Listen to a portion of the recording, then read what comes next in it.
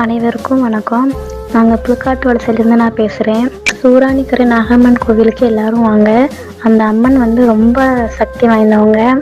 என்னென்னா, எங்கள் தம்பியும் எங்கள் பாப்பாவும் நடக்கலை. எங்கள் பாப்பா நார்மலான குழந்தை தான். ஆனால் அவள் 2.5 வயசில் தான் நடந்தா. அந்த அம்மன் கிட்ட போயிட்டு நான் மடிப்பு ஏந்தி அப்புறம் தான் எங்கள் பாப்பா நடந்தா. எங்கள் தம்பியை பொறுத்த வரைக்கும் அவன் பிறவிலே கால் வந்து வளைஞ்சிருந்துச்சு. பிறவிலே அவனை கணுக்கால் ஊனம்னு சொல்லுவாங்க.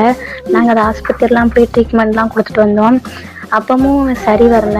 நாங்கள் சூராணிக்கரை நாகக்கன்னி அம்மனை போய் பார்த்து அந்த அம்மன் கையில் எங்கள் தம்பியை கொடுத்து அந்த அம்மன் தான் என் தம்பியை வச்சுருந்தாங்க. இப்போ அவன் நிற்கான், நல்லா இப்போ அவன் நிற்கான். அவன் காலும் இப்போ நேராக இருக்குது. ஆஸ்பத்திரி செலவு எதுவுமே இப்போ எனக்கு கிடையாது. அவனை வந்து 3 வருஷம் நான் ஆஸ்பத்திரி செலவு அதிகமாக பண்ணிட்டு வந்தேன்.